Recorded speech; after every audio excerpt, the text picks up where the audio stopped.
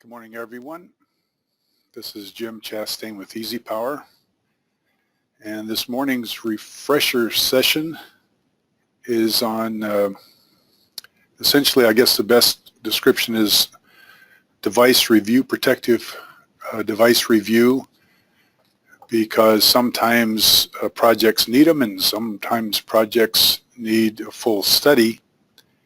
And what I plan to kind of cover is the way to kind of detail that or determine that, or at least get an essence of how complicated the project is before you get too far into it. And as I do that, I want to kind of launch my first poll here. And what we're trying to determine is how frequently you see the need for protective device coordination. I noticed that I have some non-exclusive overlap between a couple of my categories, so I apologize for that. But because the protective device coordination can impact the ArcFlash calculations, it's pretty important, I think, early on that you can determine how complex the task is or how much you need to get into the ArcFlash portion of it before you do the protective device coordination itself. The EasyPower Power Protector module projects the TCC, sorry for the redundancy, the TC curves for protective devices, which allows us to visually align the elements that need to be separated to provide coordination for downstream loads. This needs to be done prior to doing ArcFlash calculations because it's ultimately the settings of these curves that determine the trip times that are used in ArcFlash incident energy calculation. So very frequently we find that the coordination may actually change the ArcFlash results, and I say negatively because the focus during a coordination study is the ability to isolate downstream loads and protect the system from total crash, or at least pulling down more of the system than is necessary if we have our devices properly coordinated. Well, it turns out the sequence of events feature, which is built in the Power Protector, has the ability to display the trip times for all upstream devices, and this can be done selectively or in a total system mode. And you need to, I think, understand both how to apply it and what it tells you in terms of maybe allocating your time during the study. Before I jump in there, I want to kind of walk through, I refer to this as dead reckoning, walk through an example, and I call it a pedestrian method of verifying or checking coordination. But basically, this process can be done with either EasySolve or EasyPower, and basically manually deactivate the limiting breaker and determine which breaker would open up after that, or open up when that initial breaker is out of the system. Then as we get into the sequence of events, the way it operates is it requires a single bus fault, and to be looking at the currents, not the incident energy calculation. And at that point, you can locate all sources of fault current and then how they impact the individual devices upstream. And what you'll find is that the report is very valuable that's generated during this sequence of events because it can be done on a single device or the full system, but it can also include, if you've properly set up your panels and your MCCs, devices downstream, which may include protective devices or even TCC related loads. So as we kind of jump into this, let me walk through this example I was referring to earlier. So here we have a typical system, feeder system, where we have not necessarily, again, we're using an infinite utility, so some of this may be a little unrealistic. And frankly, this example was not drawn from any individual company's one-line diagram, and so it doesn't necessarily represent a real-life design.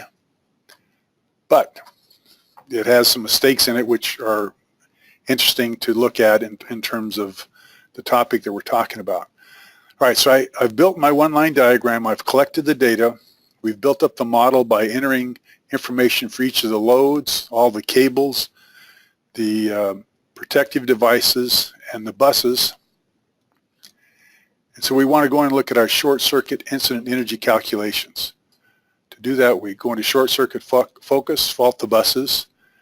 We see the currents seem reasonable as far as the branch currents, and then we calculate the ArcFlash incident energy. As we do this, we don't see that there's anything out of line, so at first blush, we're relatively comfortable that at least safety personnel has been accounted for, and it's only when we go into, and frankly, this is what I recommend at every project at this intersection, to do a sanity check by looking at the incident energy calculations, at least at the higher level, and make sure there's nothing untoward in terms of what this ArcFlash hazard report shows us. Again, the ArcFlash hazard report is a requirement of an ArcFlash study. It's, you know, the next in line right after doing the up-to-date one-line diagram, and right before you complete the equipment duty report. And what it gives us are all the different elements that go into the IEEE model for calculations. And so consequently, as we're calculating incident energy, the model tells the formula what the arcing time is that we're going to use for the calculations, what the arc gaps are, what the voltages on each bus, and then what the upstream device that's used for that calculation is from the one-line diagram. So I want to look at bus 3 here, and as we do, we notice that it's indicating its upstream protective device to be BL4. So BL4 is actually one layer removed from what I'd expect to be the trip device protecting, or that should be used in calculating incident energy for bus 3. So the question comes up, okay, what's happening to BL1? Well, as you all may know, when we look at the short circuit options, the ArcFlash tab, we have the ability to limit or include whether or not the main breaker is being used on any particular bus. Well, clearly this isn't the main breaker for this bus, so including or excluding may not be that big a deal. We don't see anything wrong with the way the model's being set up. We don't see any 85% calculations in terms of what the incident energy being used is, or limiting factor for a worst case. So there's something else rather than the setup of the tool that's interfering with my expectations. So at this point, I'm going to do what I refer to as dead reckoning, and this is something that can be done with EasySolve or EasyPower. And essentially, what I'm going to do is, because I know this is BL4 is the limiting breaker for bus 3, I'm going to go back to the database editor. Let's go ahead and save what we've got. And I'm going to deactivate this particular breaker. And then when I go back to short circuit focus, fault the buses, now this is not being used in the calculations. And we're going to look at our incident energy calculations. And what we find when we look at bus 3 is now that BL1 is the limiting device. So by taking BL4 out of the circuit, BL1 now limits the time. And interestingly enough, it also changed the way calculations were done on bus 2 in terms of the worst case current. The magenta type is showing us that 85%, and part of that is if we go back up to BL5, it's a protective device in play for bus 2. All right, so what this indicates is that there's a miscoordination between BL1 and BL4. I can do the same thing if I want to go farther upstream now. You see that BL1 is the trip device, so let's go back to database editor, deactivate that, go to short circuit focus, calculate incident energy. And now for bus 3, we see BL5, which is the main feeder breaker up here on the main. All right, it's the next one to trip. So what we've determined is BL4 is the first to trip, BL1 is the second to trip, BL5 is the third. If I isolate BL5 by deactivating it, go back to short circuit focus, faulting the buses, let's look at my incident energy calculation for bus 3. Now I see the fuse is the next item in line. So very clearly we have a miscoordination now between BL4 and BL1. Now that whole process can be done with sequence of events in one fell swoop. So let me kind of go back to database editor. Let's activate everything at one time. And fault our buses, make sure we're still in the same condition. All right, we're back to BL4 being the trip device on bus 3. Now I'm going to go to coordination focus.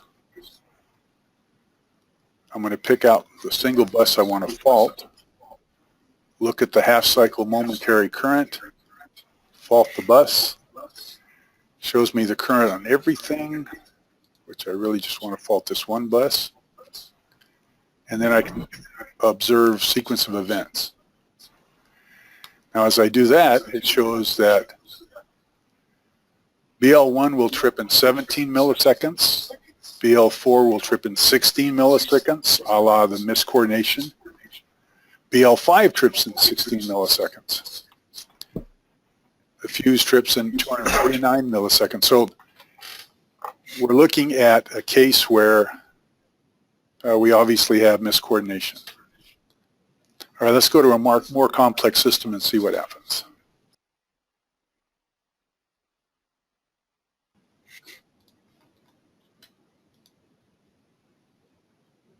And this is actually an example you have in your sample file.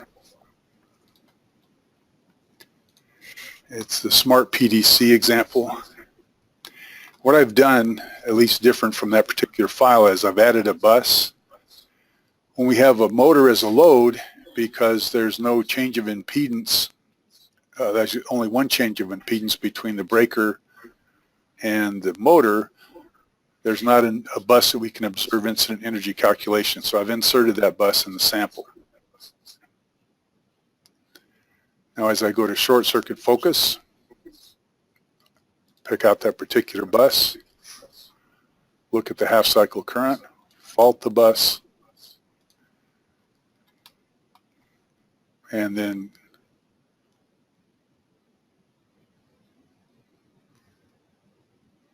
I can see that for this particular bus, bus 1, I have BL2FC as the protective device, which seems like a good place to start.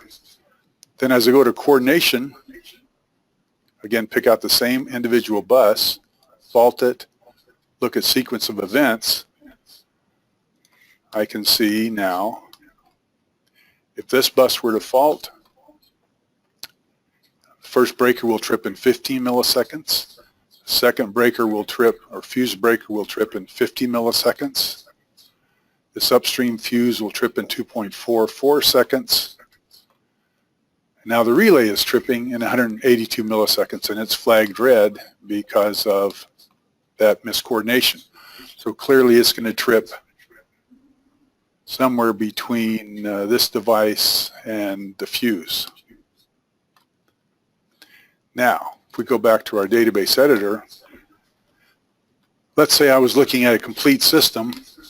Now we've all seen the example where we use smart PDC to draw the curves, and again that's relatively limited in terms of the human eye being able to pick out the details on any one bus, whether or not it's needing coordination or not. The point that I'm trying to make is if we do highlight the whole system, let's kind of pick everything up including the relay, we go to coordination focus, and now we're going to fault the bus, and as we do this, we're not going to see the individual bus currents, But before I do that, I actually want to change my PDC options to generate a sequence of events report. So it's under PDC options, create a sequence of event report. And as I do that, I select all my devices in coordination, fault the buses. And let's look at the report. Now I see a report that shows me on each individual bus which devices may be miscoordinated. In this case, the relay is clearly out of order. We see, and again, because the relay is common to all this, I'd see it show up in every situation, which looks like the case. And here's a bus where there's more than, and it turns out to be the MCC3, more than just the relay that's out of whack. So the point I'm trying to make is that now I can see, okay, it looks like my relay is probably the offending device in most every case, and at the same time I really only have one bus that seems to be of concern in terms of other devices that could be miscoordinated in that particular chain. So at that point, my first reaction would be, okay, it makes sense to go ahead and stop what I'm doing, complete my coordination specifically for MCC3, where did it go? Right over here, and verify that I have that under control before I go back and do my full ArcFlash calculations. And consequently, the review could be relatively quick because it doesn't look like I need to make a lot of adjustments. And by doing the adjustments on MC3 and consequently improving the status of the relay, I may find that the rest of the system is going to be intact, or I could find out I have a lot of other problems. But at this point, I kind of know right now, in terms of how bad off the system is, that it doesn't make sense to go ahead with my ArcFlash calculations before at least I deal with the relay. Now, one other question I have, and if you've seen the demonstrations, this has kind of come up, is one of the modules we offer with the ArcFlash suite is an optional module. It's not required to do ArcFlash studies, but it's fun to show off, and that's called the Smart PDC, which is the tool that will go through all the settings on the protective devices selected and make recommendations in terms of what it takes to coordinate protective devices against the units on the systems that have been selected. Again, it doesn't pay any attention whatsoever to the calculations of incident energy for ArcFlash purposes, but at the same time, it can give an overview very similar to this in terms of recommended settings for any particular device as a first pass, and what seems to be out of whack in terms of coordination, again, before you spend a lot of time on ArcFlash and then have to redo it because you had to make adjustments.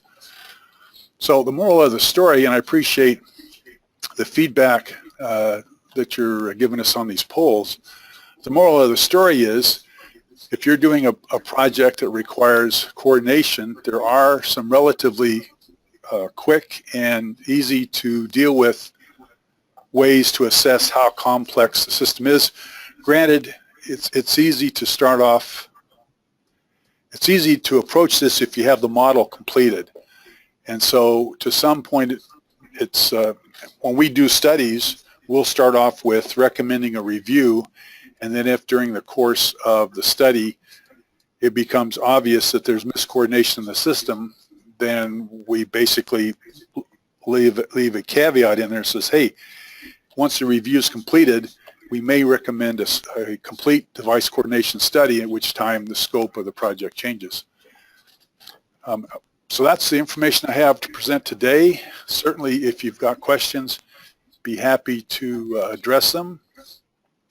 And at the same time, those of you that want to look at Smart PDC, we actually have 3 or 4 examples on the pre-recorded webinars on the website, or you can contact sales@easypower.com and we could set up a go-to-meeting session so you can see how Smart PDC works. And I'm sure the folks would be happy to provide you a quote or maybe even set up a trial so you can try it for yourself. Appreciate your attention, and we'll have one more. I'm actually looking forward to the refresher for next week because it falls into the area of tips and techniques when it comes to labeling. Turns out labels have the potential for residing on a piece of equipment for over 5 years, and the challenge for safety management or maintenance managers is how to keep that information fresh such that people don't ignore the label. And so the tools, the EasyPower tools, have some of that capability built into it if you know how to deal with it when you're originally printing the label. So we're going to be covering that next Tuesday morning. Thanks to everyone for attending, and I'll look at questions now.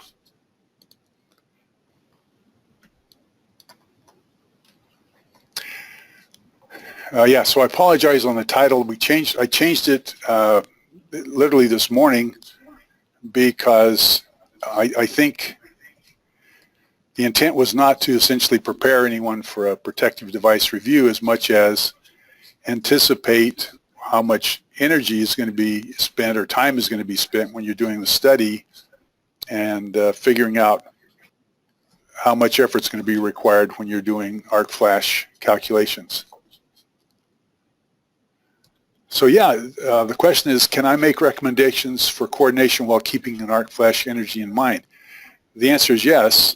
I would include that particular caveat in your original scope of the project and recommend that we do a review of the protective devices, and once that determines that there's a very large need for complete device study, then you change the scope of the project, but make your customers aware that that potential exists, and if the need for coordination is relatively minor, it can be handled in a review rather than a study.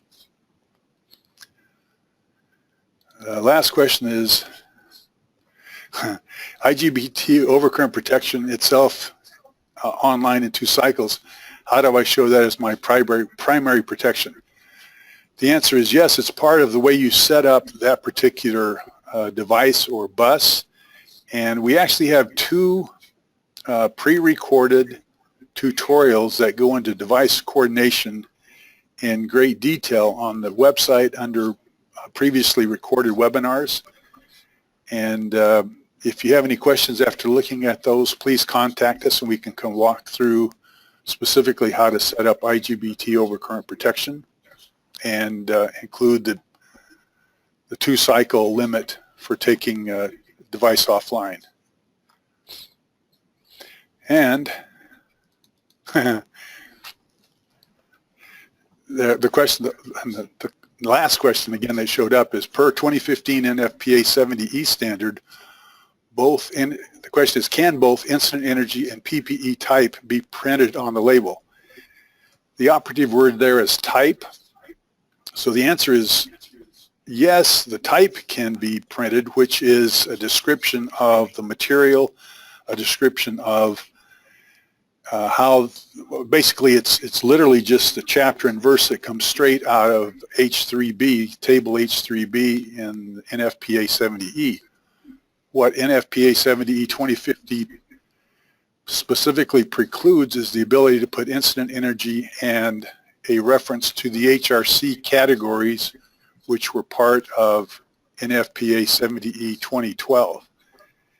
We will talk a little bit about that and what the alternatives are for different people next week when we get more into the labels.